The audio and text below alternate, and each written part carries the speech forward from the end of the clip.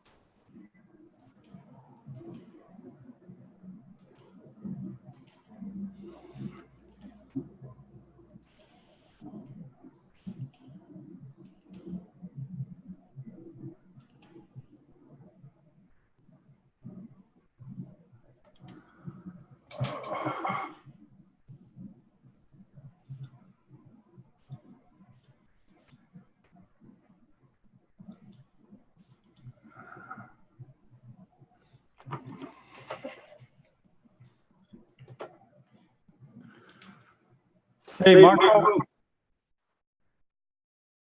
How you doing? You're muted there. Yeah, and now I'm okay.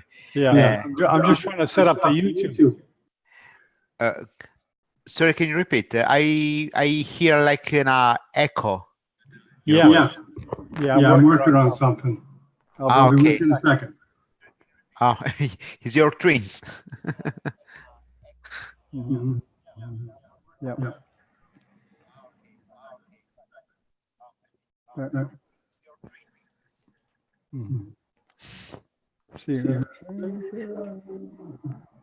I'll explain all this someday. I've got to change. I'm trying to change the YouTube setting. setting. There.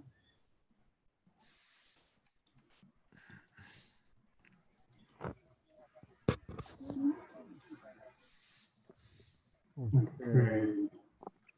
I'll Go go on for a second. Okay.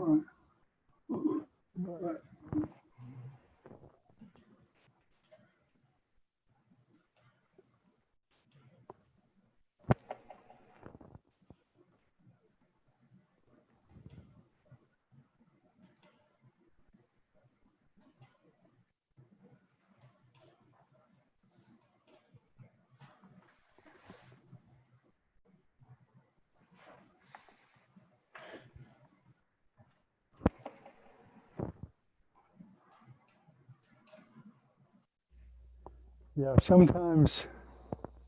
Can you hear me okay, Marco? Yeah, I can hear you. Yes, sometimes. Yeah, now it's okay. Yeah, sometimes I can televise on Facebook Live, but it's for some reason it's not Facebook Live is not working good. So I use YouTube. So you can use either one or the other. What I do is I start this Zoom conference, okay, which has nothing to do with the internet. It's just a platform that videos from one computer to the other. Now to go on Facebook, I've got to start a stream on Facebook from Zoom. It has an option. You don't have the screen, but I do. If you paid, you'd get it. You click on the Facebook Live, but for some reason it's not working. So I've been using YouTube Live. It's a little different, but it's okay. That's because to us this double voice here. So you don't hear it now, right? Yeah, I can hear you right perfectly. Oh, okay. You know, I had two computers on. Yeah. One is delayed. So you were hearing, remember Ipe, was it last week?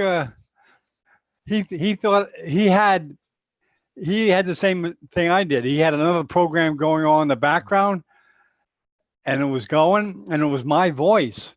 I thought it was me talking.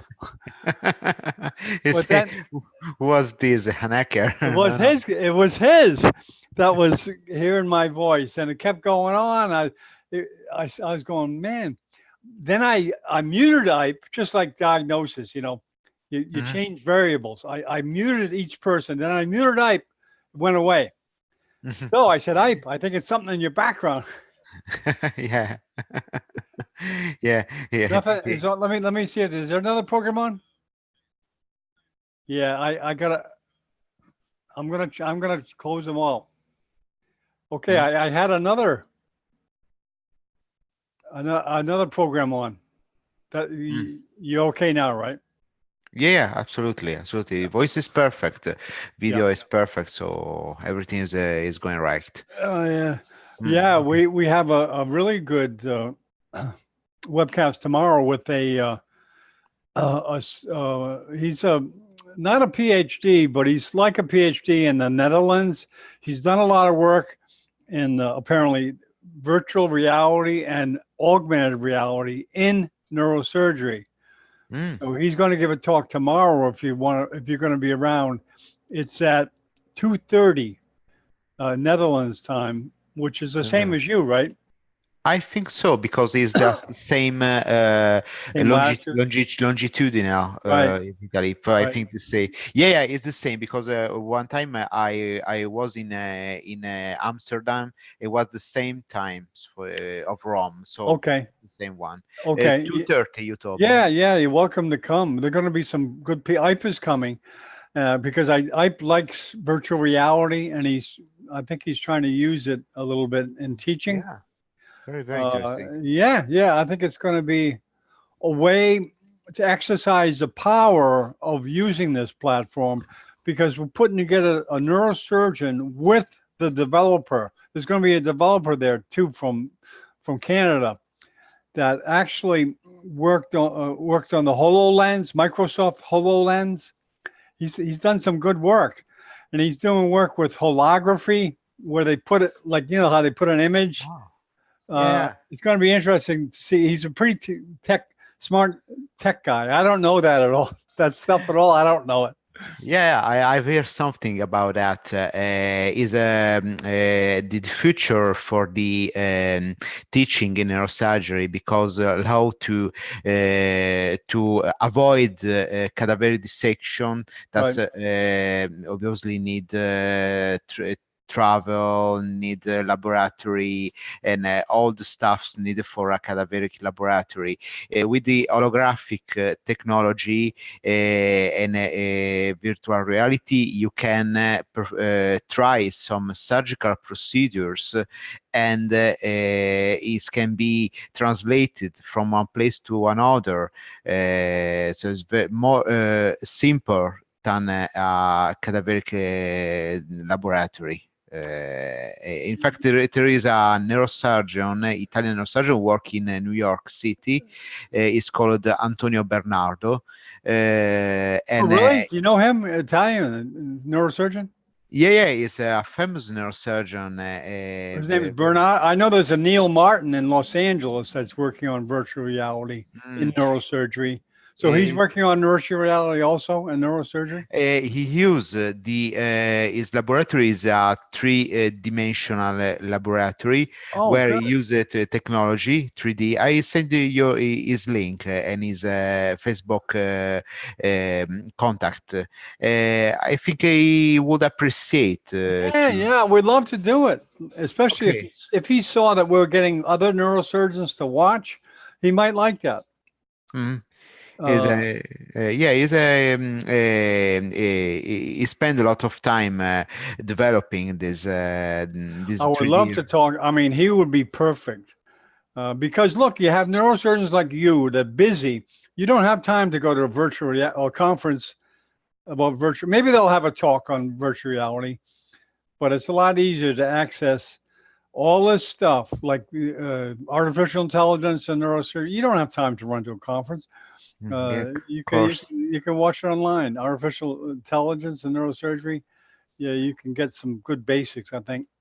Yeah, absolutely. Even because some of these conferences are made in United States, so for a European neurosurgeon, it is sometimes difficult to plan a trip in United States. So there's a lot in Europe too. In London, there's a lot of conferences in AI. I'm finding because I'm trying to get in to know someone in that community. Maybe Jason, the gentleman's coming tomorrow, will give me some introductions and stuff. Man, I don't understand it, but I think I better study it because it just seems to be everywhere. not just medicine, everything. Yeah, but the surgery and medicine is strongly related to the technological development necessarily because the technology allow the surgeon to be more expert, have more knowledge in the surgical procedure, and probably you know that the neuronavigation is today the base for every neurosurgeon to perform some really when you first started training it probably wasn't around, right? Yeah, absolutely. Was neuronavigation around when you first started training? When I started my training in neuronavigation in my first department was there, but the first years was in another department in South Italy, so not technological development. So when I moved in Milan to complete my residency, because then I move residency and decided to complete all my residency in North Italy, in Milan. There I saw the use of neuronavigation and is a very revolutionary for neurosurgery, because for some lesion like tumor of the clivus, you can use neuronavigation to study the surgical approach, because surgical approach in neurosurgery is everything. It is really, it's very important, right? Is mandatory to plan a correct approach. Right, if you wrong approach, surgery can be a failure or difficult first of all, but failure. So is a very, very important, and neuronavigation allow you to study what's the best route to approach the tumor, to approach pathology.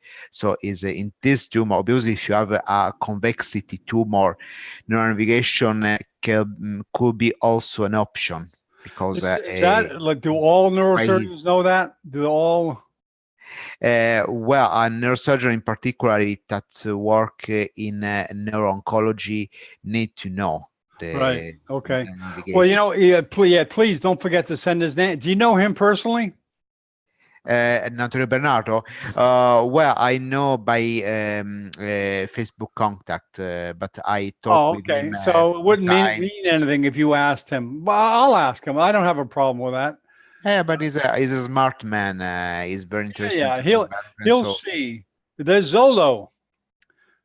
Hello, Zolo. Whoop. Can you hear me, Zolo?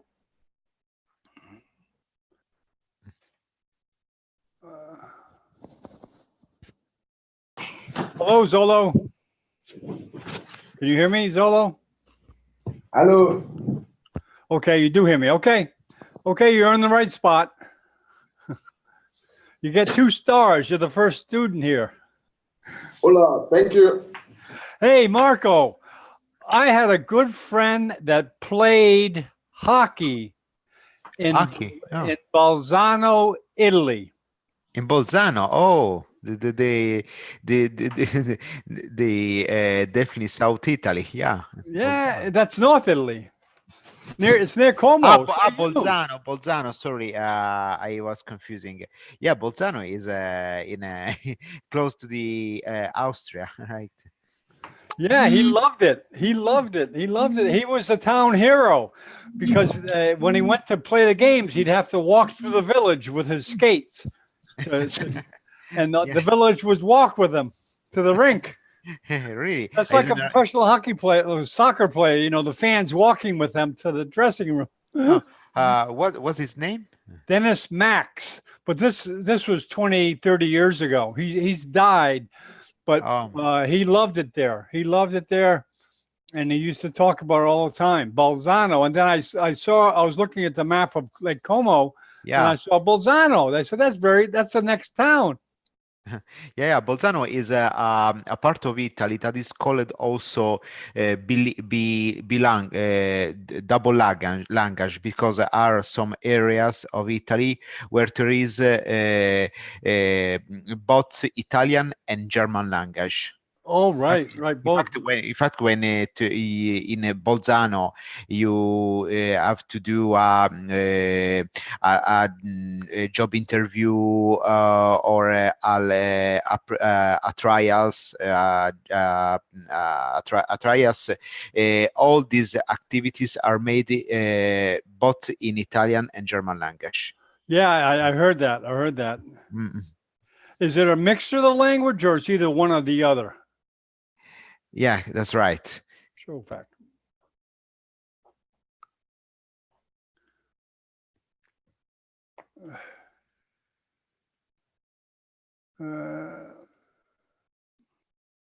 Venous drainage.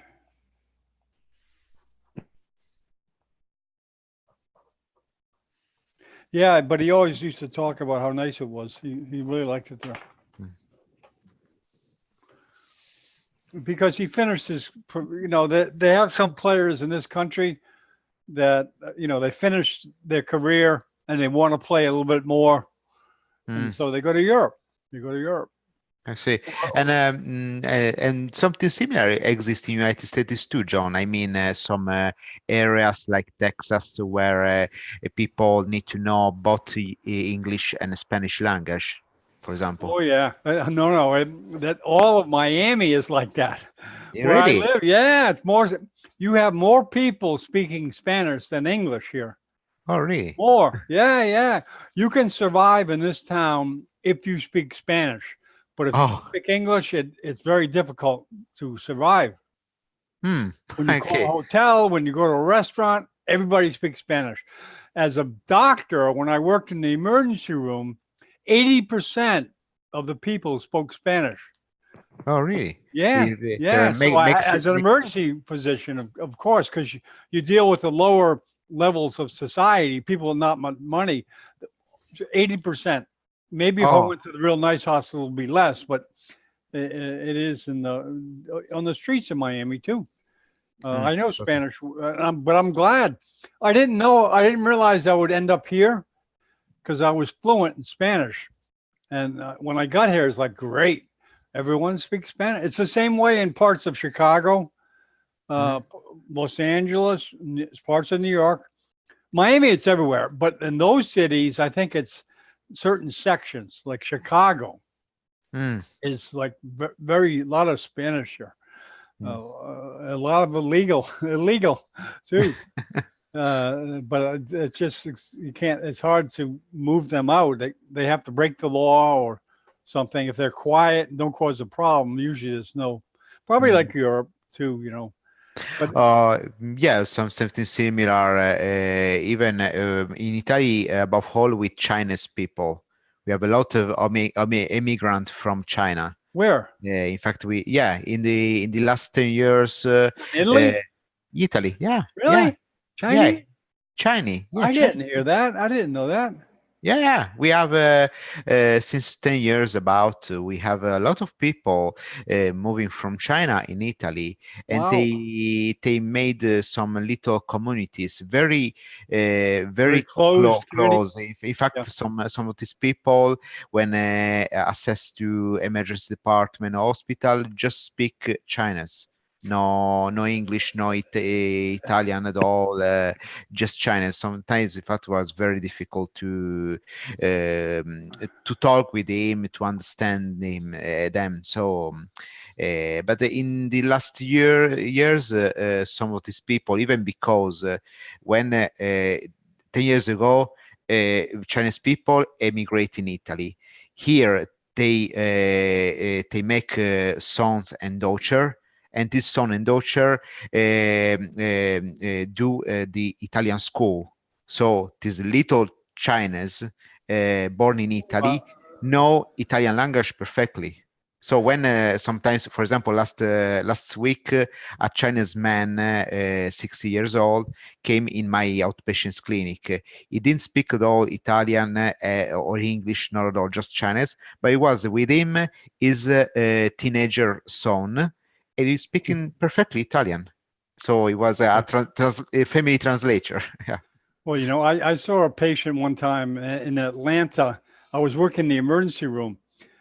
He was in a car accident. He was a Japanese. He didn't speak any English. His wife didn't speak any English. He came in immobilized, right, with his neck. I took off his collar. He had no pain. I palpated. You know, I didn't know whether or not to take the collar off. I asked him to lift his head. He couldn't lift his head. So I put it right back on. I said, oh, shit, he might have an odontoid. He had an odontoid fracture. Oh my God. Which was painless. It was painless. He didn't, and plus he couldn't tell. Maybe he was in pain, but he couldn't tell me. He couldn't say it, you know, or if he did, I didn't understand. Yes, it's a very, very risk. My God. It's difficult when someone doesn't speak the language and you're doing a neuro exam. It really puts more emphasis on your intuition and your sight and your other senses to determine what to do. I could have made a big mistake there when I leave the collar off, and maybe he would have had a problem. Yeah, but very because the pain is also a cultural stuff. Some people that don't tell you if they have pain, cultural aspect. Other people are very suffering, like South people in Italy. Well, very that's what they're like. There's a section in the country here with the Amish people. Amish, have you heard? Yeah, we used to get them in the emergency room with farm machinery accidents. Oh my God. Mangled hands. I mean, you can imagine. No pain meds. They wouldn't be in pain. They wouldn't scream in pain. They would just sit there with their mangled hand. It wouldn't be bleeding. Sit there and not ask for any pain relief. My God. I couldn't believe it. It was so cultural. You know, it was unreal. Yeah, of course. I hear in a documentary in National Geographic about some community in Idaho, I guess, where they don't access at all any hospital or emergency department, even because of severe illness, because they believe strongly in gods, in religion, and only God can take care of them. So sometimes very discutable, I guess. There's all different. Yeah. How you doing, Ulrich?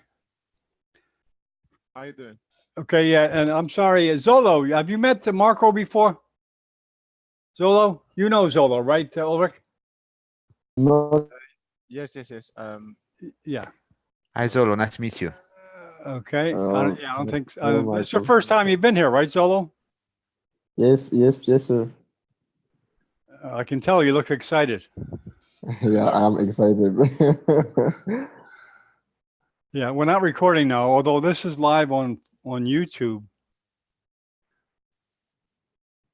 And what we do is, all we do is when we, well, you know, I don't think it's not live on YouTube until I click the record button. Then it goes live. Like right All now, right. if you go to the YouTube, if you go to the website and the, or the Facebook and you click on the YouTube link, and nothing. Oh, it's us live. Okay, yeah. So it's a delay. We're on YouTube live now.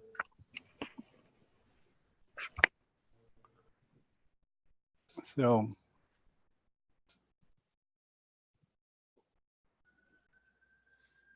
yeah, I thought you. Hey, Ulrich, I thought you forgot about the banner. Hold on. Yeah. Okay.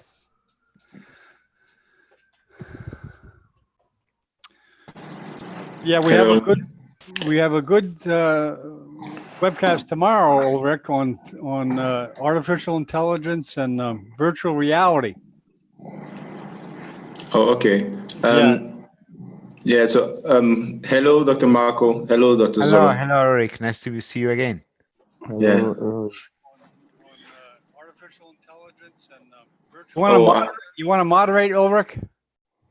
Yeah, no worries. But I have some issues with my microphone. Okay, I maybe don't know. I better do it. No, just give me a sec. Let me try and sort this out. Well, you sound clear.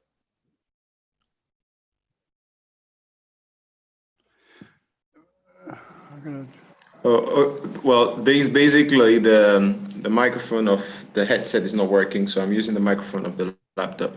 Well, if I sound clear, then that's okay. Yeah, I will just moderate if you don't Okay, mind. I'll just basically. Well, I may stick my nose in to say stuff, but yeah, I'll just say John Bennett. Let me introduce the hosts, and you take it from there. Yeah. Let me try and get Dylan online. I don't know why it's not here there. Okay. Because it's Dylan presenting today. Yeah. Yeah. Hello, Stefan. Let me unmute you there, Stefan. Yes, I think you met Dr. Marco before, right, Stefan? Dr. Maloney? Probably one time. Have you met Stefan before, Marco? Maybe is a familiar name. Okay. Anyway, nice to meet you, Stefan. Nice to meet you, doctor. You're in Cameroon also, Stefan, right? Right. Good. Okay. You know Zolo? Yes, we know that texting message, not in phone yet. No, are you at the same hospital, Zolo, as Ulrich and Stefan? Well, no, you're not in the same hospital, but I think you have met maybe on Facebook or something like that. Oh, okay. WhatsApp. WhatsApp. Okay, all right. I think Dr. Marco and Stefan have met before. Actually, Dr. Marco had sent Stefan some books, among which Rottens, but Stefan wasn't able to join us for a while because he's working on his final year medical thesis, because he's a final year medical student. Should be finishing this year. Okay. Okay. Yeah, we had a good lecture by Sammer on in neuroanatomy. He talked about the books that were being used by, the various. I know we talked about that before, Marco. Well, maybe you were there with that discussion with Sammer about neuroanatomy books and the books he used and Yeah. stuff like that. You were there for that, right? Yeah, I was there, absolutely. Yeah, okay. It was very interesting. Okay, Nathalie, okay. Mm. Good, we got a good crowd from Cameroon. The lecture from Sama was very intuitive, actually, because last week when Natalie was preparing her presentation on mute, Natalie, yeah. Hey, how you doing, Natalie? John, Dr. Soini is around. Can you let him in? What's that? Dr. Sugini, he's around. Can you let him in? Oh, he's not here so far, not yet. Not according to my control panel. Usually I can see when someone's in the waiting room, it's like a waiting room, but not yet.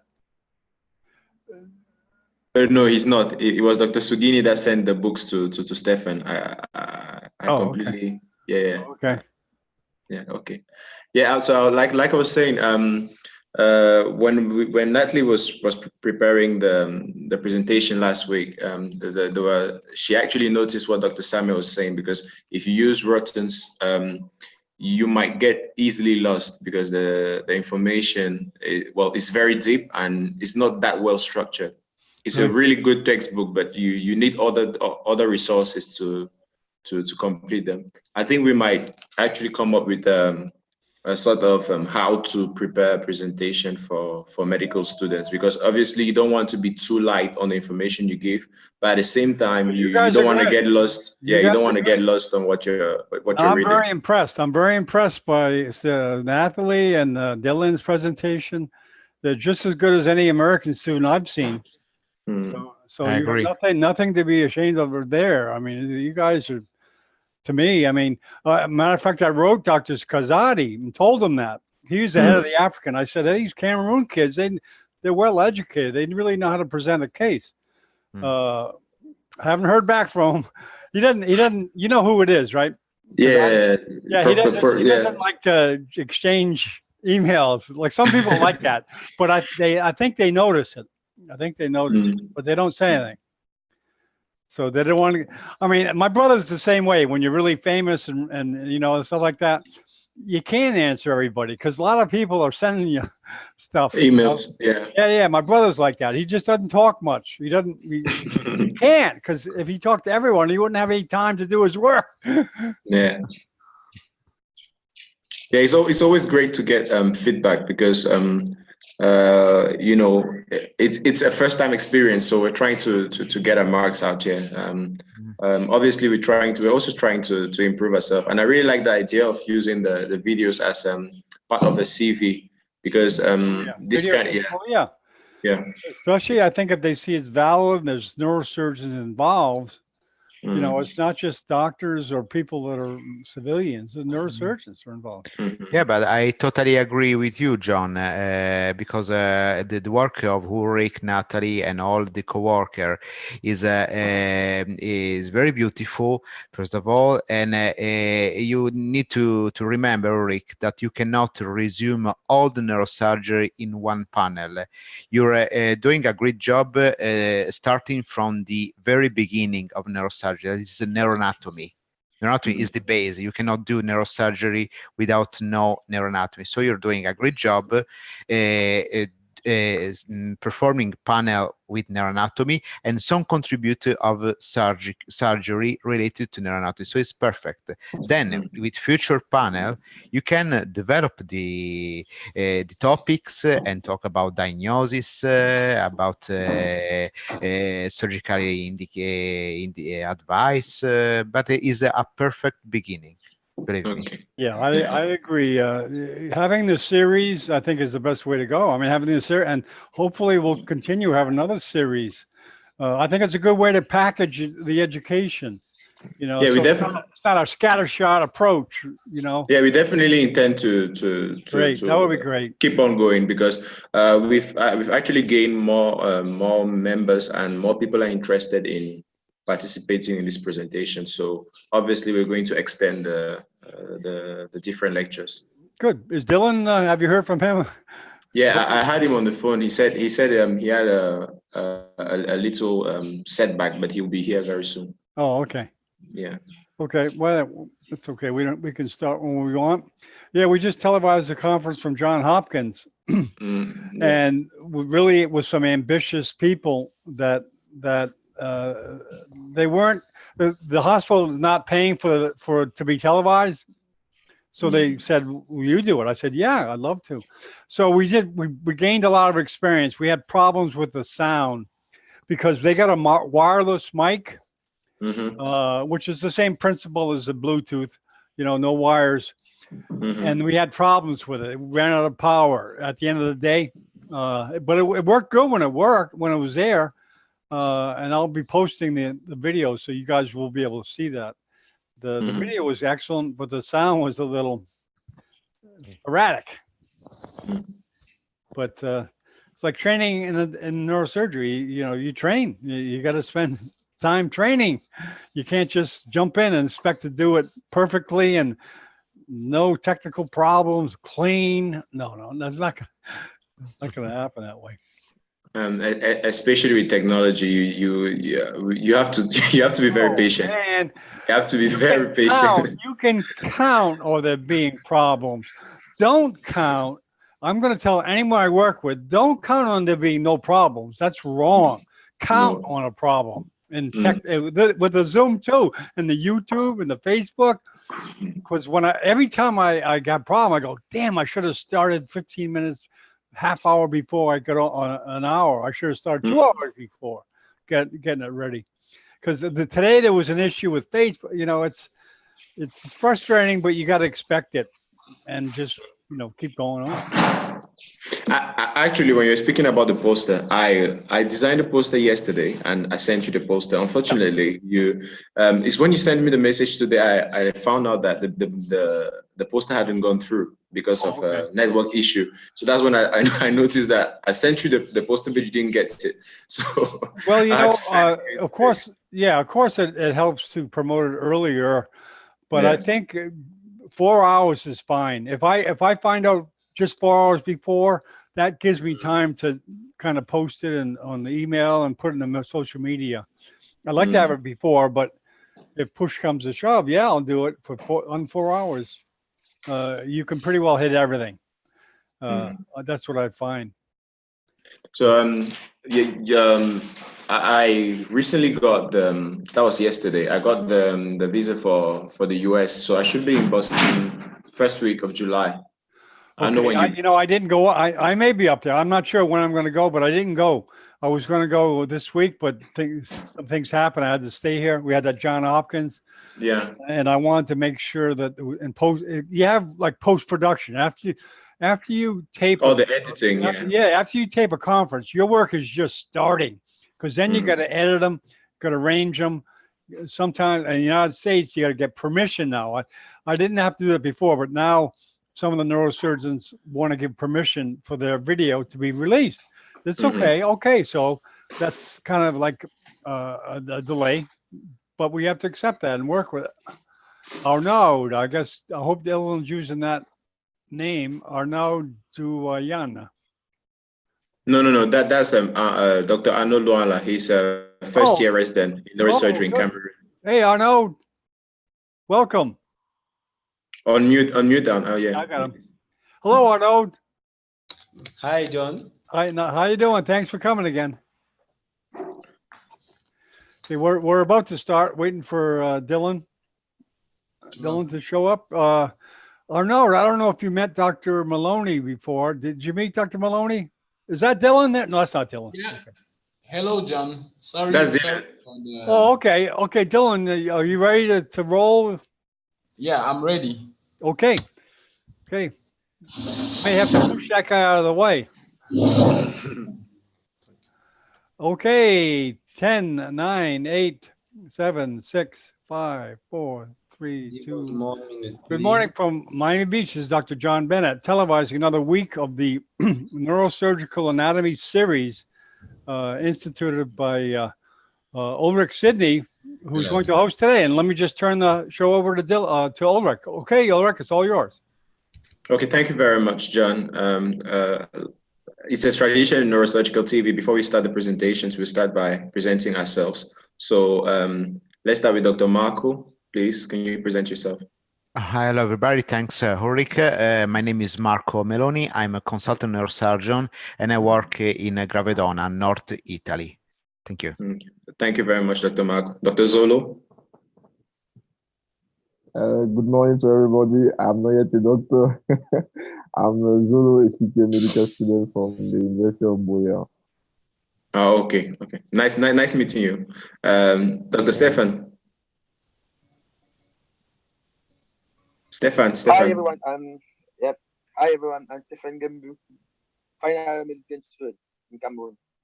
Okay. That's And really all.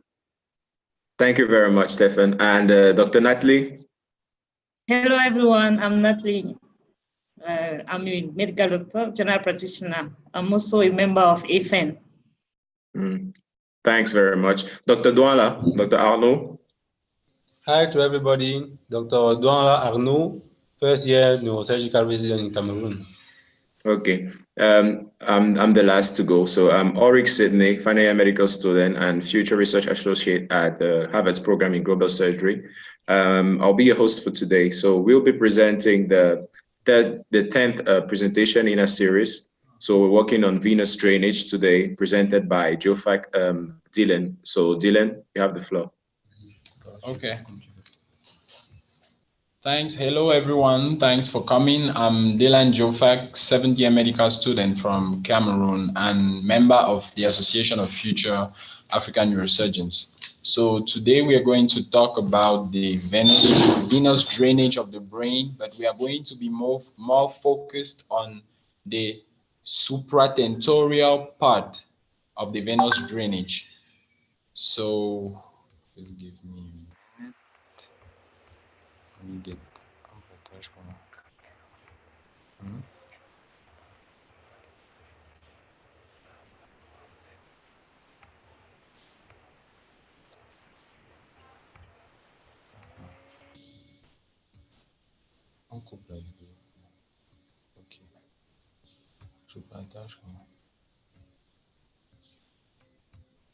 So this is like we were saying, John, you can always count on the technologies to let you down. So yeah, obviously since Dylan is using Dr. Arnaud's device, I guess he is not very versed with it. So we have to be patient here. Okay.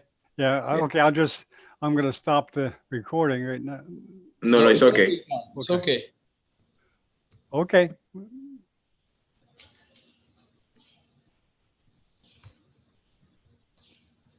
Okay, so we're going to talk about the surgical anatomy of the venous drainage. So in order to reach our day's goal, we are going to have a brief introduction. We're going to talk about the organization of the venous drainage in the brain, precisely focused on the supratentorial part of the venous drainage. We're going to talk about the surgical anatomy of the supratentorial drainage of the brain. We are going to see a little bit of clinical relevance linked to this venous drainage, and we are going to end with a brief review of surgical approach linked to some pathologies of this venous drainage system. So as an introduction, we're going to say that the veins of the supratentorial regions are these vessels that permit the drainage of the blood from the cerebral tissue. Precisely, this venous drainage system is intimately linked to the resorption of the cerebrospinal fluid precisely through the venous sinuses. So getting directly into the point, the venous drainage or the venous blood vessels of the brain are organized into supratentorial blood vessels and then an infratentorial blood vessels. In the supratentorial portion, we can find the superficial cortical veins, the dural sinuses and veins, the meningeal veins, and then the deep veins. So for today, we're going to focus mostly on the supratentorial part of the venous drainage system. In this supratentorial part, we are going to start by the superficial venous system. So in this superficial venous system, the venous blood vessels are organized such that we have cortical veins, which are divided into groups depending on whether these cortical veins course on the medial, lateral, or inferior part of the cerebral hemispheres and are organized as either ascending, descending, lateral, medial, or inferior cortical venous groups. And then further, these cortical veins are organized according to the lobes and the hemispheres into frontal veins, parietal veins, temporal veins, occipital veins. From these cortical veins, we have the bridging veins. So as these veins leave the cortex, they go through the different layers, the different coverings of the cerebral hemisphere.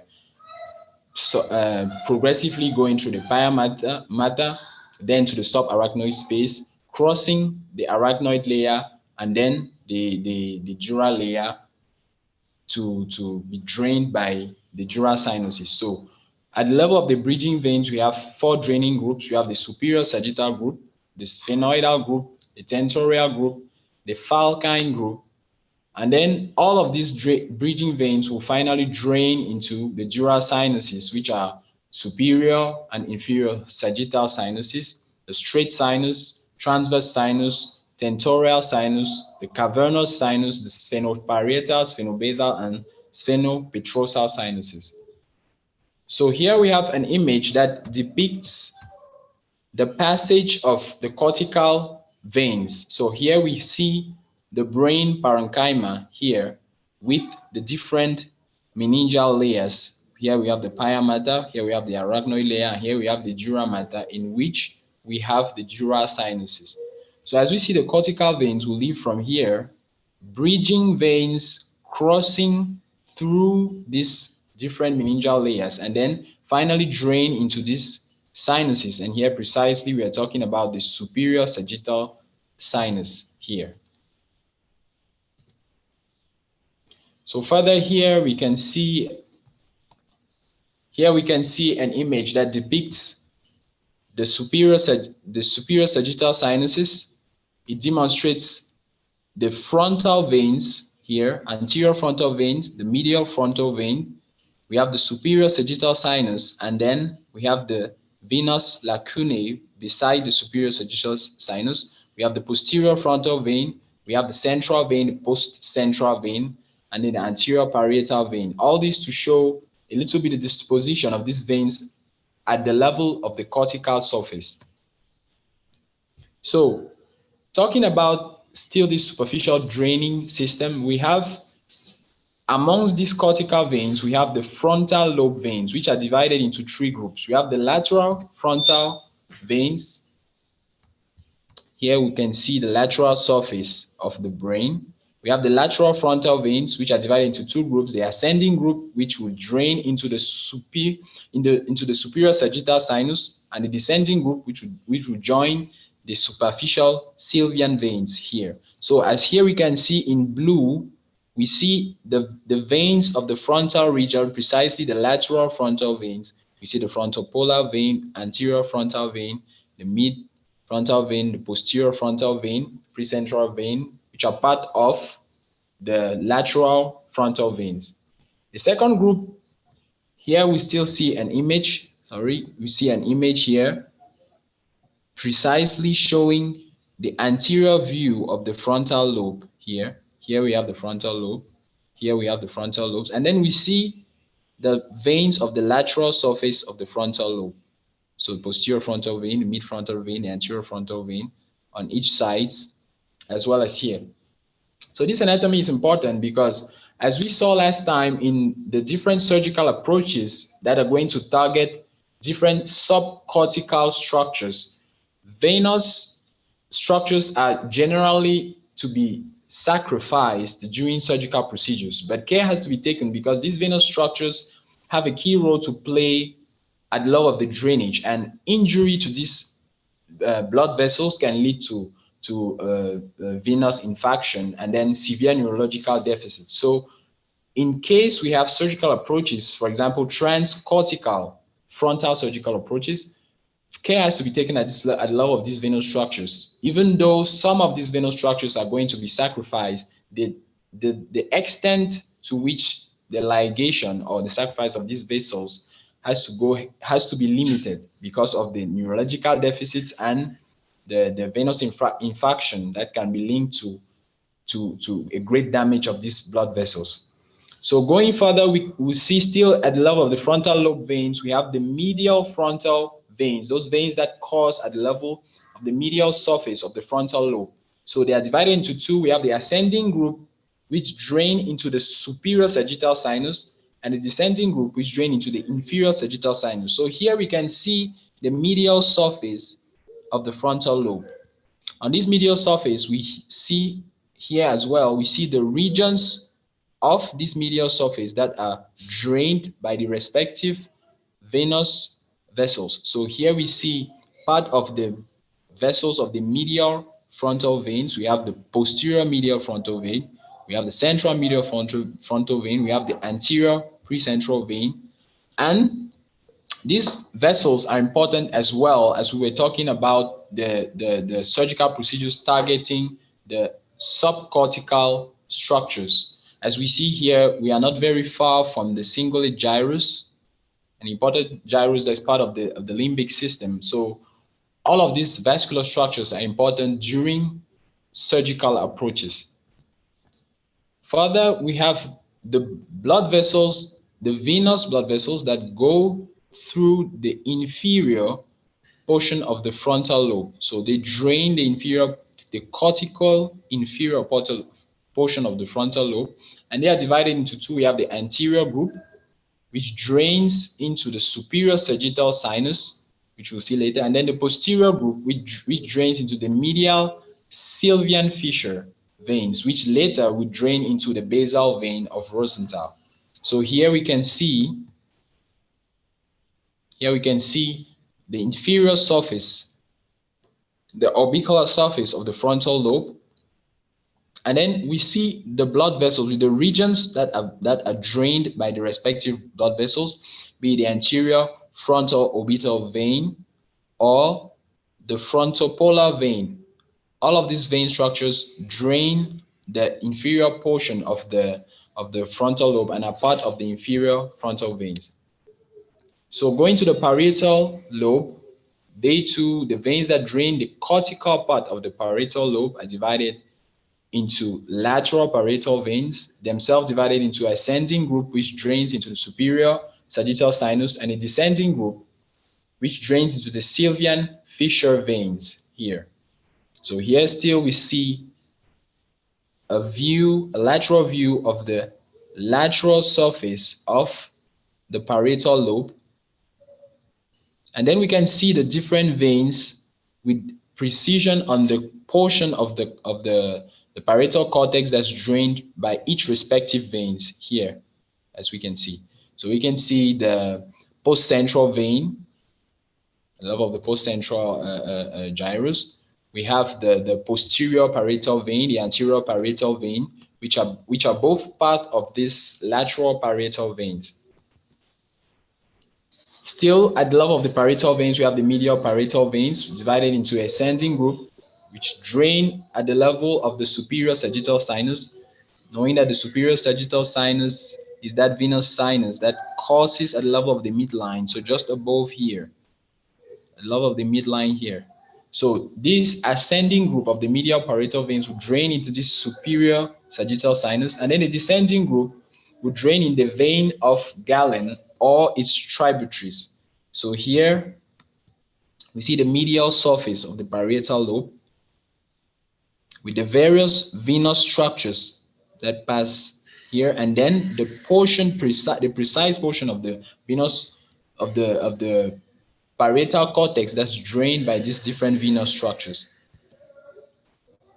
Going to the temporal lobe, we have they are divided into depending on whether the venous structures course at the level of the lateral surface of the temporal lobe and then drain this lateral surface, or the inferior surface of the temporal lobe. So we have the lateral temporal veins divided into ascending group and descending group. The ascending group will drain into the sylvian fissure veins, and then the descending group into the infratemporal venous sinuses, which are not well seen here. So here we have the lateral surface of the temporal lobe with our various venous structures. We have the superior sylvian vein here, which is part of those veins into which the ascending group are going to drain in the sylvian part of the sylvian fissure veins. So here we have the inferior temporal veins divided into two groups. We have the lateral group, which drains into the anterolateral tentorial sinus, and then the medial group, which drains into the basal vein of Rosenthal. Talking about the occipital lobe veins, we have the lateral occipital veins, which are those posterior veins which represented by those posterior veins of the parietal and temporal lobe, which are going to drain the anterior portion of the occipital lobe. And then we have the medial occipital veins, which concern the anterior and posterior calcareous veins. And then we have the inferior occipital veins, which are occipital-basal veins, and then the lateral tentorial sinus, which drain into the lateral tentorial sinus. So we have to note that the largest routes of drainage on the lateral surface of the cerebral cortex are the veins of Trollat and Labe, and then the superficial Sylvian veins. So during surgical procedures, especially as the veins of Trollat and Labe are those veins that permit anastomosis between the superior superficial cortical veins and then the inferior superficial cortical veins. So next, from the superficial cortical draining system, we have the meningeal veins. These small venous channels accompanying the meningeal arteries, which course between the meningeal arteries and the overlying bone. So they have, and they when looked at the level of the radiology or scanographically, they seem to be compressed because they course between the meningeal arteries and the overlying bone. So they are pressed by these meningeal arteries on the overlying bone. The largest ones of these meningeal veins are those accompanying the meningeal arteries. And these meningeal veins receive blood from the diploid veins, and which themselves originate from the calvaria, the part of the skull, superior part of the skull. And these meningeal veins drain into the large dural sinuses at the level of the cranial base, and the venous lacunae and superior sagittal sinuses at their upper margin. So here we see a representation of this meningeal sinuses with the middle meningeal artery here. So they are really between the overlying bone and the meningeal artery, and the meningeal artery. And so they permit, they receive blood from these diploid veins, and then they drain into the various structures, the various venous structures. So from these cortical veins with the meningeal veins, we have the bridging veins, which permit to retrieve the blood from the cortical veins, and secondarily would drain into the dural sinuses. So talking about these bridging veins, we have 4 draining groups. We have the superior sagittal group, as we said, the sphenoidal group, the tentorial group, and the falcine group. So the superior sagittal group is composed of those veins which drain into the superior sagittal sinus, which this is, either directly or through the meningeal sinuses. So they include the veins of the medial and lateral surfaces of the frontal lobe, the parietal lobe, and the occipital lobe, and the anterior part of the orbital surface of the frontal lobe, which is seen on the inferior part of the frontal lobe. We have the sphenoidal group, which is composed of the bridging veins draining into the sinuses in the inner surface of the sphenoid bone, or the cavernous sinus, that sinus located on both sides of the sphenoidal bone. And it is formed by the terminal ends of the superficial sylvian and occasionally the deep sylvian veins. So it drains part of the frontal, temporal, and parietal lobe, and itself drains into the sphenoparietal or the cavernous sinus. We have the falcine group, those group of veins which drain into the inferior sagittal or the straight sinus, and they permit the drainage of the limbic system. So they include the paraterminal, they include the veins that drain the paraterminal and the paraolfactory gyri, the anterior part of the cingulate gyrus and the corpus callosum, the posterior cingulate gyrus, and the medial part of the parahippocampal gyrus and the uncus. We have the tentorial group, those veins that drain into the lateral surface, that drain the lateral surface of the temporal bone and the basal surface of the temporal and occipital bones. They course at the level of the tentorium cerebelli, and they include the temporal basal vein, the occipital basal vein, and the descending veins, including the vein of Labe. So these veins drain into the tentorial sinuses or the transverse and superior petrosal sinuses at the level of their terminal margins. we have from these four draining groups of bridging veins, we have the dural sinuses and veins, which are the terminal portions of this superficial draining system. So these dural sinuses receive the veins from the superficial and deep venous systems. And these dural sinuses concerned include the superior and inferior sagittal sinus, the straight sinus. Let me see, we have the superior sagittal sinus, as well as the inferior sagittal sinus right here.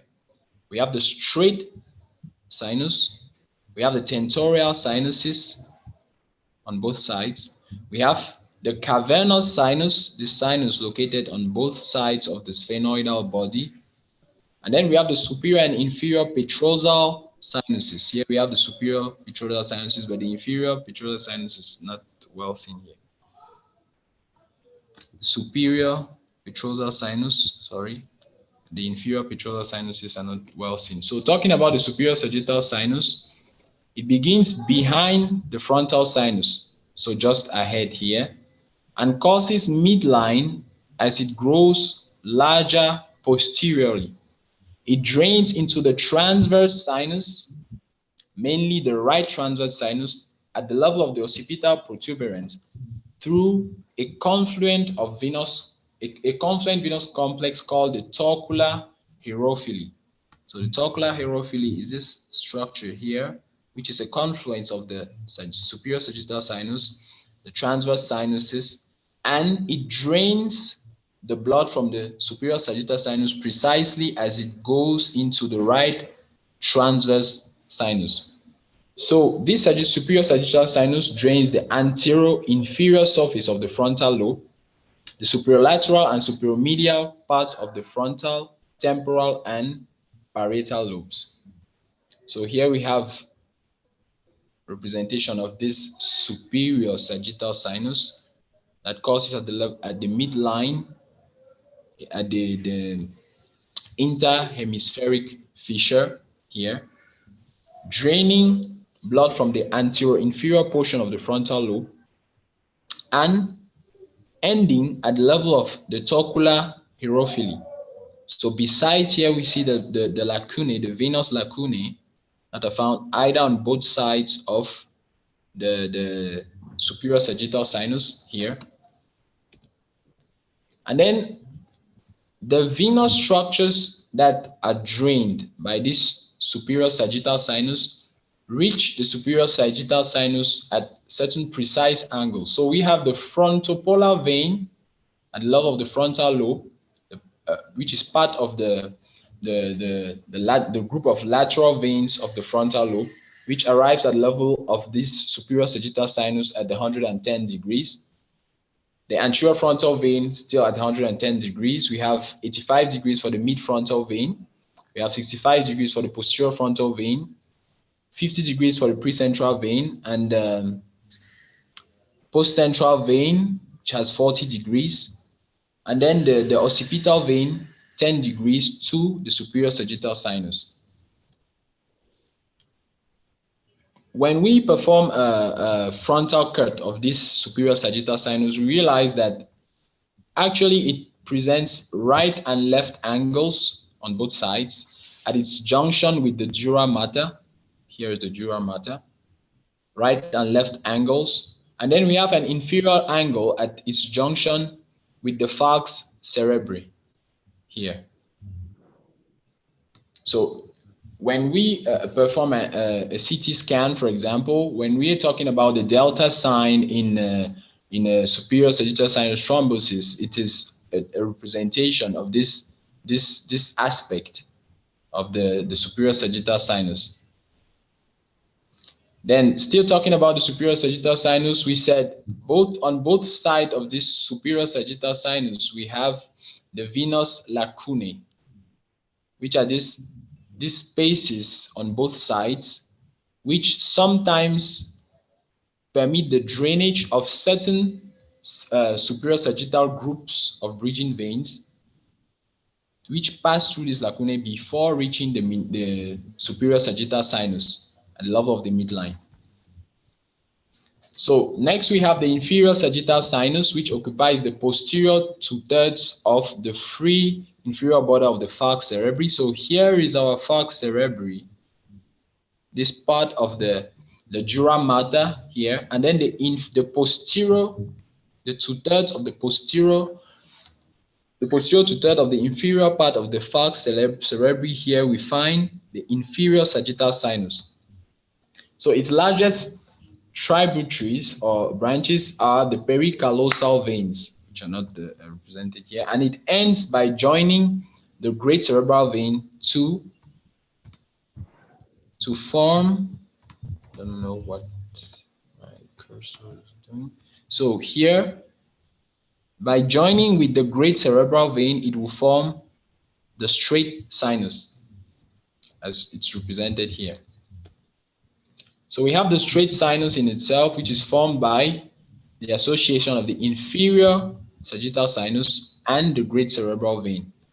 It is attached to the tentorium cerebelli, and it most commonly drains at the level of the left transverse sinus, with opposition to the superior sagittal sinus, which drains at the right, while the straight sinus drains mostly at the left.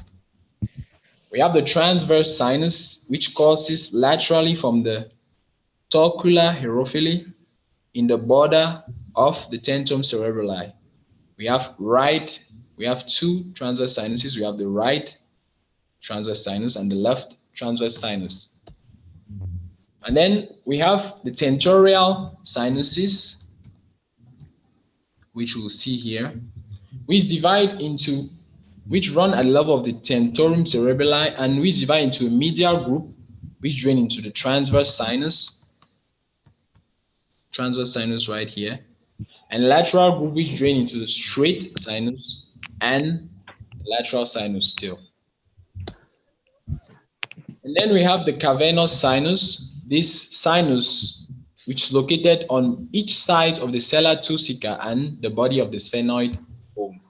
It receives blood from the superior and inferior ophthalmic veins, those veins that drain the eye portion, and then the superficial medial cerebral veins in the lateral fissure of the cerebral hemispheres.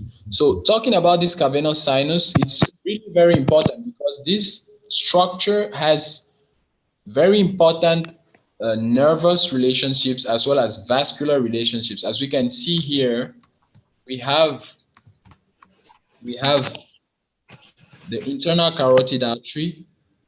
We have oculomotor, the third oculomotor nerve associated with the trochlear nerve here, the branch of the trochlear nerve, and all of these structures course into the cavernous sinus, as well as it is related to the pituitary gland, as we can see here, the optic capsule just above. So it's relevant because in cavernous sinus tumors or in lesions that interest the cavernous sinus, care has to be taken during the resection of these lesions not to injure these associated nervous tissues or the vascular tissues, the internal carotid artery. So this cavernous sinus communicates with the junction between the transverse and the sigmoid sinus through the superior petrosal vein, the superior petrosal sinus, and then the sigmoid sinus through the inferior petrosal sinus. So we have the superior petrosal sinus, which you can see right here, which causes within the attachment of the tentorium to the petrosal ridge and connects medially to the posterior end of the cavernous sinus and laterally to the junction of the transverse sinus and the sigmoid sinus right here. And then we have the group of deep veins. So after talking about these superficial veins which drain the cortical part, we have the deep veins, which are those concerned with the drainage of the central structures of the hemisphere, not the central structures of the hemisphere, the basal ganglia, the corpus callosum, the pineal region, the limbic system, and the thalamus. So these deep veins are organized into a venous system, which is mainly drained by the internal cerebral vein and the basal vein of Rosenthal. Going further, these deep veins are divided into two groups. We have the ventricular group. This ventricular group, which is composed of veins draining the lateral wall of the ventricles. And then we have the cisternal group, which is composed of veins draining the walls of the basal cisterns. So talking about this ventricular group, actually it is made up of two portions. We have the lateral atrial contributions. So here we're at the level of the body of the lateral ventricles. We are seeing the branches of these deep veins that course at the level of the lateral wall concerning the ventricular group that course at the level of the lateral wall of the body of the lateral ventricles. And then this ventricular group is divided further into two subgroups. We have the lateral atrial contributions and the medial ventricular contributions, which are these venous structures at the medial surface and the medial surface of the body of the lateral ventricle. So the lateral atrial contributions drain the caudate nucleus. Here you have the caudate nucleus and the thalamus here, while the medial ventricular group drains the basal vein of Rosenthal. So which we will not see here. It drains the basal vein of Rosenthal, and it passes through the outer and fornicial circumference of the choroidal fissure. So here we have the choroidal fissure. We have the medial part of this ventricular group that passes through the frontal, the fornicial, circumference of the choroidal fissure.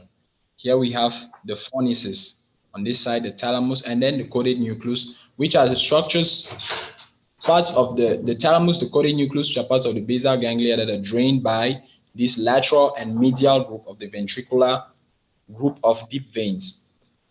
Here we have another image that depicts the body of the lateral ventricle, which is as it is observed from posteriorly to the occipital lobe. Here we have the body of the lateral ventricle, and here we are looking at the part of the atrium. Here we have the choroidal fissure with the vessels. Here we have the portion of the ventricular cavity that goes into the temporal lobe, and here we see the lateral group, the lateral part of this ventricular group, and then we have the medial part here. So among these lateral vessels, we have the lateral atrial vessels. As we said, the ventricular group is divided into lateral atrial contributions and medial contributions. So here we have the lateral atrial vein, which is part of this lateral atrial contributions. Here again, we are seeing a portion of the ventricular cavity from the anterior inferior part of the temporal lobe, so from the temporal horn, and here we are seeing the lateral vessels and then the medial vessels here, which contribute to this ventricular group of deep veins. And then we have the cisternal group. These cisternal groups drain the area beginning interiorly in front of the third ventricle. So here we don't have exactly the third ventricle, but here we have the floor of the third ventricle. So we have the inferior portion of the third ventricle, and then extend laterally to the Sylvian fissure on both sides. Sylvian fissure, and they go backward to include the walls of the chiasmatic, interpeduncular, crural, ambient, and quadrigeminal systems. So amongst these venous structures, we have the basal veins here. We have the deep Sylvian vein, the superior Sylvian vein, which are those structures that are take part in this cisternal group and contribute to the drainage of the deep veins. Here we have an image that depicts part of the veins at the level of the cerebellum. We have the calcar alvis. Here we have the temporal lobe cut, a cut of the temporal lobe. We have the cerebellum right here. And then we have these venous structures the internal cerebral vein, which is part of those main structures that drain the whole of the deep venous system. We have the thalamostriate vein right here, and we have the vein of Galen. So as we said, this deep venous system is drained mainly by the internal cerebral vein, which we have here. We have the basal vein of Rosenthal, and we have the great veins, and we have the vein of Galen.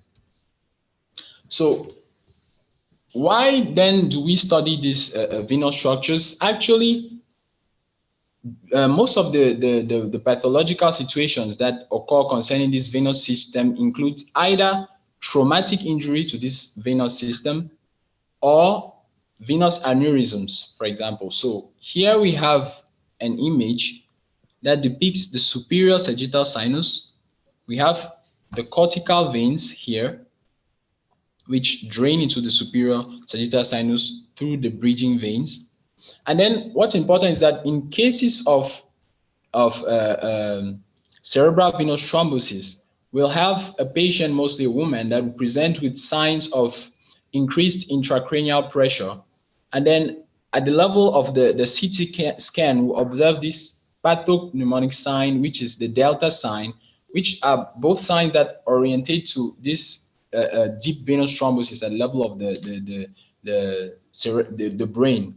So in cases of these pathologies, intervention at the level of this deep venous system will take into consideration the venous vascularization, will take into consideration these cortical veins, these superior sagittal veins, as well as these veins at the level of the deep veins which drain the ventricular portion, and then the straight sinus and go to the internal cerebral vein and the basal vein of Rosenthal. So talking about the surgical relevance, here we focus mostly on the traumatic injury to the superior sagittal sinus, because as we know, despite the precautions taken during surgical procedures, injury to these sinuses is not something uncommon. So in cases of injuries to this sinus, amongst the preventive measures that have to be taken in case of this injury to this sagittal sinuses, the surgeon in the procedure has to avoid performing craniotomy 1.5 centimeter too close to the midline, because we know that at the level of this midline, we have the superior sagittal sinus that causes, and then during this craniotomy procedure, in case of traumatic brain injury, we can injure this superior sagittal sinus. And if ever it happened to be that it is important for the surgical procedure to be performed at the level of the midline, it is recommended that this sagittal sinus present just below the bone of the skull has to be separated gently from this bone before during the craniotomy procedure, in order to avoid any lesion to the superior sagittal sinus or the concerned sinus. So here we are seeing an image of surgical repair at the level of the superior sagittal sinus. So it includes we have the meninges, the flaps of the meninges that are used for the surgical repair in case of injury when it occurs during a surgical procedure. It has to be noted too that the venous structures during surgical procedures, precisely the internal cerebral vein, the basal vein of Rosenthal, are structures, being main draining structures, have to be protected during the surgical procedures, and as surgical lesions to these venous structures have to be avoided as much as possible. Here we have an image that depicts a surgical procedure in front of a lesion to the anterior segment of the sagittal sinus. So we see that it can be tied off using a 206 suture corresponding to the length of the sinus, and this permits management of this sagittal sinus tear. Moreover, during these surgical procedures, in case we have a lesion of the superior sagittal sinus, care has to be taken not to expose excessively the superior the sagittal sinus, as we know that these sinuses are intimately linked to the bony structures just above and the cortical structures just below. So excessive maneuvers to expose this superior sagittal sinus can be associated with increased bleeding. So it's recommended to be calm in these surgical procedures and for proper management. Here we have an image that depicts injury to the torullar hierophily, that structure, that's a confluence at the level of the occipital proeminence. And then in case of these lesions to the torullar hierophily, we use generally neurosurgeons use a muscle graft, for example, with sutures at this level to prevent the bleeding, as we know that this torullar hierophily is one of the venous structures that has to be protected during the surgical procedure, as it is a confluence of many venous structures, notably the superior sagittal sinus, the both right and left transverse sinuses. So thank you for your kind attention.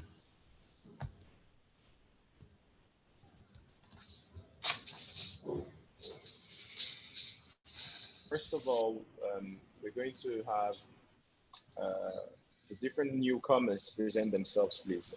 Dr. Kabulo, can you please present yourself?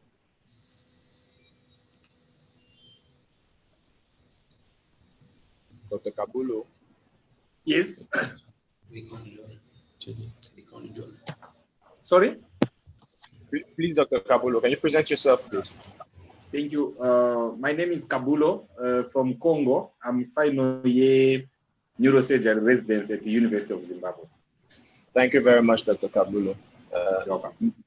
Please, Charles Oliveira, can you present yourself, please?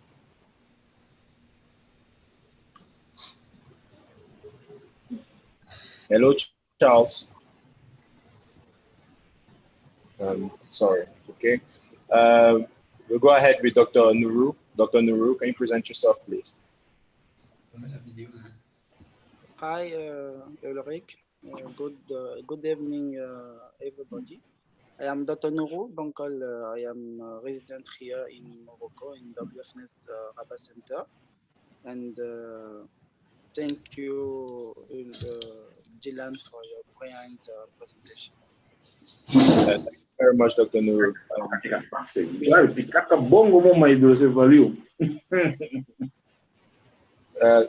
Franklin, can you present yourself, please? Petino, if you hear us, can you present yourself? Unfortunately. Jan Kana. Jan, are you there, Jan? Please present yourself. Yes, I'm heard you. Yes, I'm Jan Kana. I'm an American student for Cameroon. Okay, nice to meet you. Dr. Tanming Baktanka. Dr. Tanming. Okay, no worries. I know it's tough sometimes. No worries, no worries. Oh, we have him. Hello, Dr. Yeah, actually my microphone was muted, that's why I could not speak. Hello. Is that you, Tanmay? Yeah, I'm here, John. Okay. Hi. Could you please introduce yourself? Yeah, I'm myself Tanmay. I'm from India. I'm final year neurosurgery PG. Welcome. Yeah, thank you.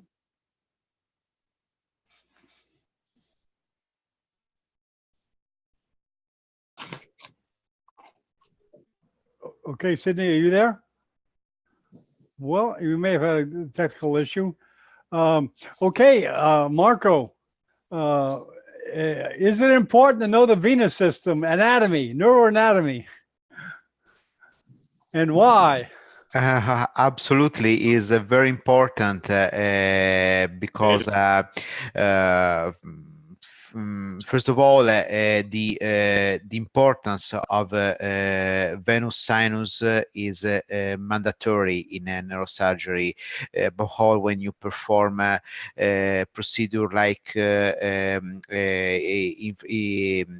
like a interhemispheric approach, and I appreciate a lot the importance that they give to the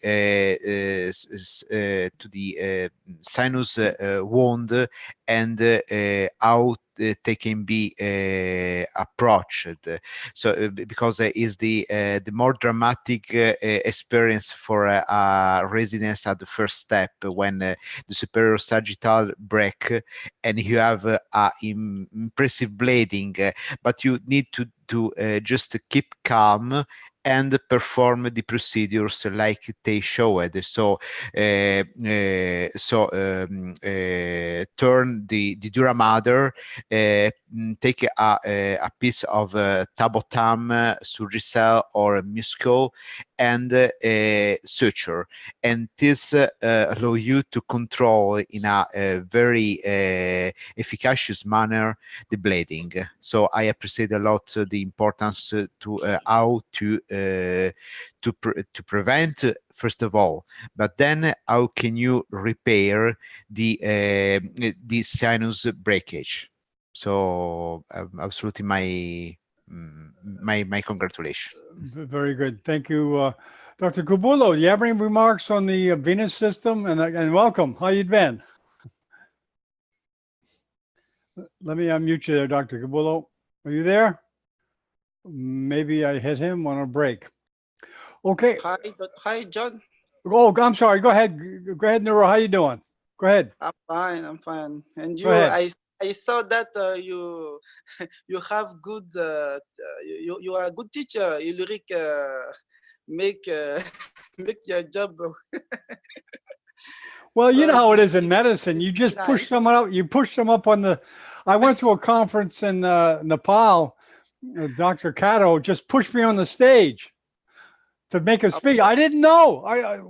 She just said, "Go."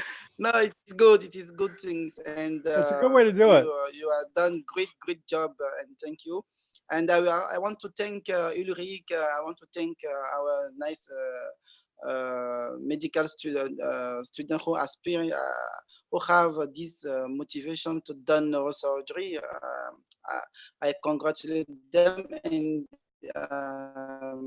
it is important to start this lecture about neuroanatomy. And today, this presentation is please, can you put back? Excuse me, Dr. Nuru. Dr. Nuru, please excuse me. Can you put back? John, please, can you put back Eric onto the panelists, please? Oh, I'm sorry. What's going on? Okay. Eric, okay, over. Come in. Okay. There he goes. Please put Ulrich on panel. Okay. Okay. It is. Okay. It is good, John. Yeah. Go ahead, Dr. Nuru. Okay, so I was talking about this nice presentation. It is very nice, and I congratulate Dylan for this presentation. And it is important to know that sinus venous system, it is like I was told when I perform neuroanatomy lecture about sulfonate bone. It is an great landmark for neurosurgeon. Good landmark, and always you have to have in your mind when you go into operate room and you have CT scan or MRI, you have before to start your surgery to keep in your mind where I am going, because anatomy, it is like a way. If you know well your anatomy, you have the way to perform your surgery, and it is important to know the key point and the area you have to be careful, and when you have to to fight against bleeding when you perform your surgery. You have to know how you have to fight against bleeding, because bleeding of sinus, if you don't keep calm, like Dr. Meloni said, you can lose your patient on table and he will die. So you have to be careful about sinus vein when we done our craniectomy or craniotomy. You have to. I remember when I was in first years of my residence, and I have a depressed school, and I have to perform this case. And this depressed school, it is on sinus sagittal superior, and I have to operate this case. And I remember before I start, my professor who is my senior of shift tell me, please come in my office, take paper and show me how I have to manage this case. And it was a great experience for me. And all our approach, you have to know that in all cases, our landmark of craniectomy, but our approach, it is the sinus. When you take fossa cerebral posterior, when you want to done approach of fossa cerebral, you know that our sinus transverse sinus, it is laterally, and the middle sinus, it is our landmark. We don't have to go in up. So you have landmark. When you have to perform a retrosigmoid approach to remove a tumor, APC tumor, or like schwannoma vestibular, you know that you have to be careful about lateral sinus. So interhemispheric approach, we know that how to done attention about sinus sagittal superior, and know how to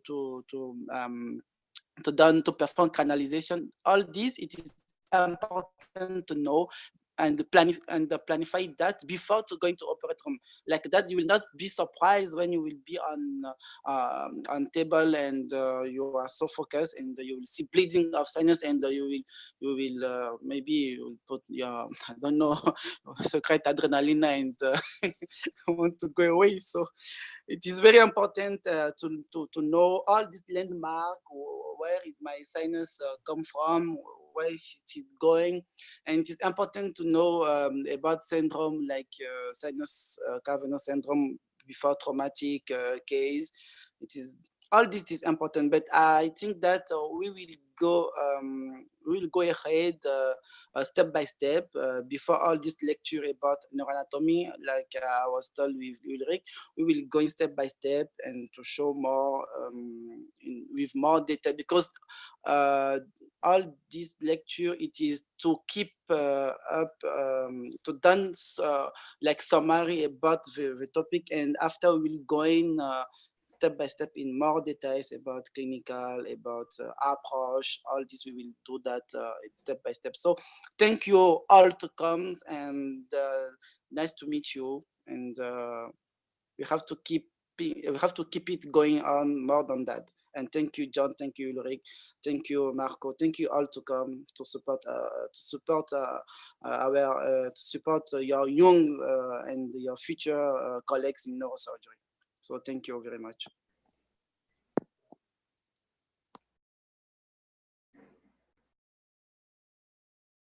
Yeah, I'd like to get remarks from Dr. Kabulo, because Dr. Kabulo is a senior I really appreciate. I know him for a while, and he's very diligent on these things. So Dr. Kabulo, please, what did you notice in this presentation? Thank you so much. Thank you, Arnold. That was a great presentation. Unfortunately, I came. Dylan, actually. Sorry? Dylan, not Arnold. Dylan is on Arnold's laptop. It's Dylan that presented. Oh, okay. Yeah, so Dylan, congratulations. That was a great presentation. Unfortunately, I came a bit late, and at some point I had to leave. So I didn't follow everything, but it was great. Venous drainage is important, very, very important. when you are talking about the superior sagittal sinus, it's like a cobra, like a big snake when you are operating in neurosurgery. But the only part you can play with is the anterior third of the superior sagittal sinus. That one you can even like get it if there is a need to do it. You can like get it. But middle third, posterior third, if you try to like get that one, you leave theater with the brain behind you. So I think don't have many comments. So thank you so much for your presentation. Yeah, it was great. Well, thank you, Dr. Kabulo, and thank you on behalf of Dylan. My own comments, I would say, I'm very pleased to first of all see this many people attending this session, especially given that we have a lot of students and future neurosurgeons. I know that you will become future neurosurgeons, and we have a lot of great seniors here. And thank you to John for helping us out. This lecture was particularly interesting because I always remember one of the very first lecture courses I followed on Neurosurgical TV was held by Professor Ibrahim Spey. I think he's going to be picking up when he'll have some time. And Professor Ibrahim Spey, if you follow his lectures, every time he has a lecture, he always says this: you cannot only learn arteries, you equally have to learn veins. So I think the objective today was well, I think. Thank you very much, Dylan. Obviously, can I say something? Yes, go ahead, John. Yeah, I just have one remark. I'm not a neurosurgeon, but we were discussing, Marco and I were discussing the importance of the venous system and the importance of taking approach to an operation. He said it's so important to make a good approach. Now, this is something I didn't know. I'm not a neurosurgeon.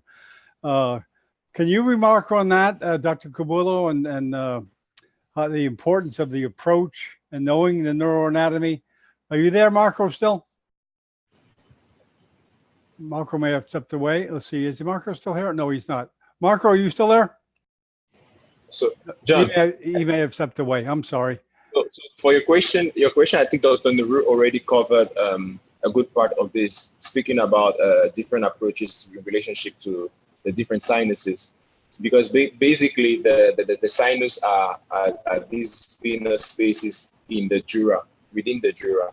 So he spoke, Dr. Nuru, for example, spoke about if you have an intervention on the posterior fossa, then you have to be wary about the transverse sinus. Same thing goes for something that looks a really simple procedure, like placing an external ventricular drain. If you have to do that, then you have to be very careful where you place your burr hole.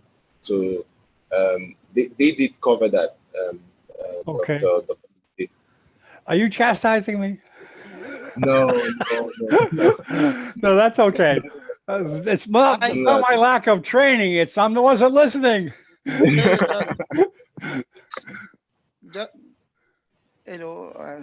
Hello. Yes, Dr. Nuru, we hear you. Okay. So, John, you didn't follow me when I was talking about the importance of sinus drain vein. I think that I talk about the correlation in approach, neurosurgical approach. Okay. It is very important to know all this landmark, because when we perform approach, you have to know your landmark about your key hole, your key point, where you want to, where you have to done your burr hole.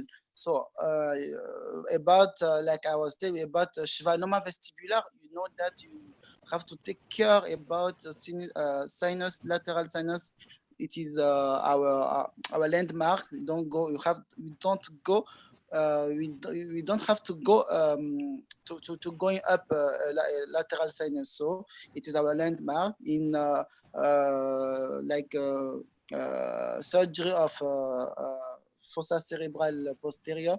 We know that we don't have to go up to the middle sinus and laterally transverse sinus. It is our landmark. And about hemispheric approach, anti-hemispheric approach, you have to be careful about sinus sagittal superior.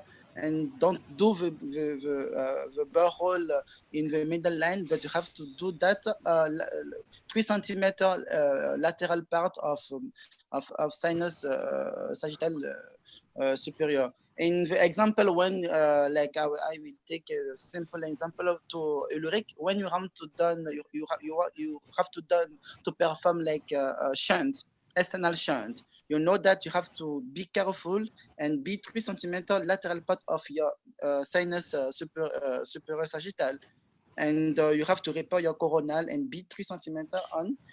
So all these landmarks help us to perform our surgery safely. And you have to know sometimes you will be fight against bleeding because you are not you have not choice. So when in this case you don't have choice and you have bleeding of sinus, you have to perform canalization. You have to done something. You have to done your hemostasis. If you don't do anything, you will lose your patient on table. Your patient will die. So you have to know how to perform canalization and how to perform hemostasis of bleeding to stop this bleeding. So it is important and to know all this. And I think Dylan show with more detail this beautiful anatomy of superficial vein and deep vein. So I know that about deep vein, you have to be careful to don't touch it. It is my opinion, don't touch it, because if you touch it, it is not easy to done hemostasis, and after you can have hematoma in post-operatory, more complications. So like sinus cavernous, please don't touch it. Let him. Sinus superior, superior sagittal. You can manage it. You can manage it. It is not like deep vein.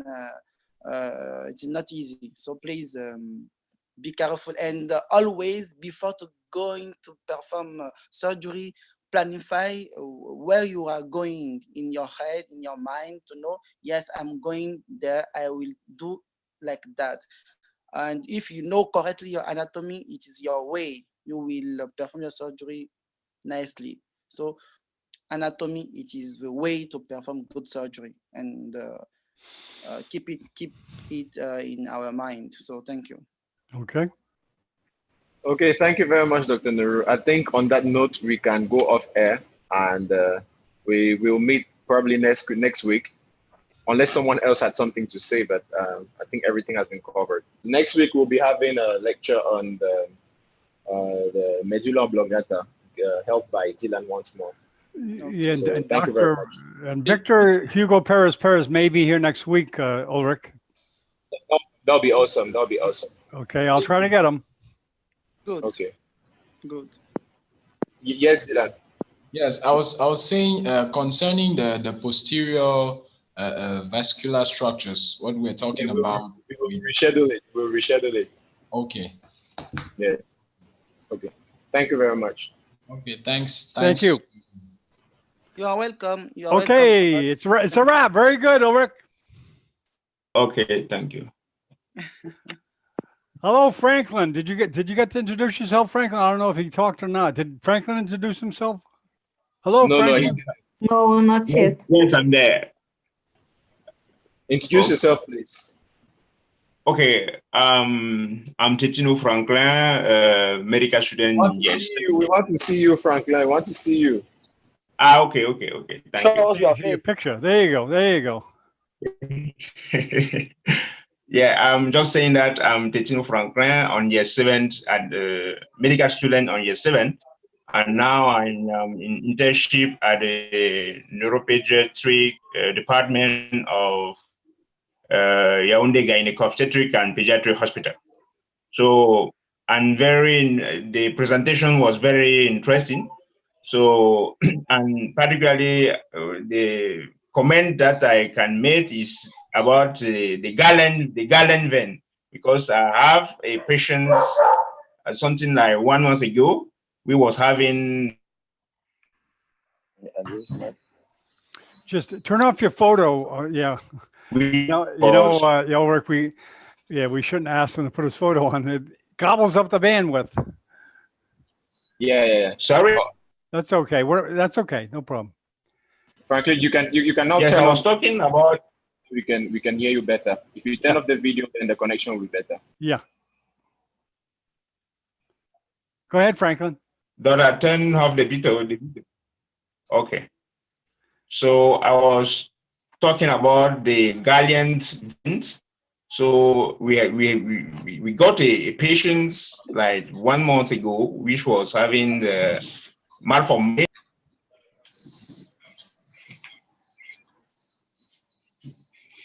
I think we lost him. Yeah, we're having a lot of issues there. Issues. And it was that vein which was responsive for his epilepsy, because he was having much epileptic seizure. So it is the Gallian vein which was responsive for that epilepsy of the patient. So I'm very interested. It was very interesting, that presentation, and maybe at the coming time I will try my best to make a presentation to satisfy everyone. So thank you. Hello, Franklin. We didn't hear what happened with the vein actually. Normally we should perform a neurosurgery to repair that malformations, arteriovenous malformations. Excuse me, Franklin. So I propose that it's given that you had that case, you can make it a presentation so that next time you can have everything. Okay. I think that what Franklin said, it is maybe fistula arteriovenous, malformation arteriovenous who come from a Gallian vein. Sometimes we can have the epilepsy like symptom who revealed this malformation arteriovenous. And I think maybe I don't know. It is you are right, Ulrich. If sometimes if you have a nice case like that, we can done like a presentation and show us after lecture. We can do that sometimes when we finish lecture of neuroanatomy. If somebody have case and important case, they can done maybe 3 or 4 diapositives and show us. Okay. I think that's interesting. So maybe the next time I will do that case to present to you guys. Okay, it is good. So nice to meet you, and you are welcome. Okay, thank you. I'd like to say something to all you guys. One thing, when I was a medical student about your age, I didn't have any confidence because I went through a school in another country. I felt less than. I felt like I was inferior. But one day, a resident said to me, "Look, get rid of that attitude. It's not good for you. You're a doctor. You've trained hard. You spent many years studying. Be proud of what you've done." And from judging from the presentation I've seen here, you guys are just as good as anybody in the world. And this applies to Ulrich when he goes to Harvard. Don't be intimidated. Be proud of yourself. You are just as good as anybody. These presentations are just as good as any at Harvard. And I've seen a lot. So be confident. When we're doing registration for the website, and a lot of students that don't put their pictures and don't put information. Hey, get rid of that attitude. Be proud. You are who you are. Your face, your whole. I mean, you are basically an enterprise, a solo enterprise, and be proud of what you've done and be confident. Especially you, Ulrich, when you go up to Harvard, be confident. You're just as good as anybody that you meet there. Is that good for a pep talk? Thank you, John. Thank you, John. And know that we are proud of you. We are so proud That's of not you. me barking. Thank you, John. Thank you, John. Okay, guys, I'll post the recording up as soon as we edit it. Okay, and tomorrow, thank hey, you look, very much. hey, all you guys are invited. We have a dynamite show tomorrow a little bit earlier. It's I think around 2:30, 1:30 to 2:30 Cameroon time on virtual reality and augmented reality in neurosurgery. And IPA will be there, and there'll be other, hopefully, Microsoft engineer there that works on the HoloLens, which I don't know much about that. But anyways, it could be interesting, and you're all invited. Okay. Okay, we will be there. Yeah, okay. I'll send everyone the links and the post on Facebook. You probably got plenty of those already. Okay, nice. Thank you, John. Okay, guys. Thank you. Bye-bye. Bye-bye. Okay. I'll leave the room open if you want to just, okay. Well, maybe I'll close it. You want me to leave it open at all, or are you guys taking off? No, I think I'll go. Okay. See you next. Okay. Thank you, everybody.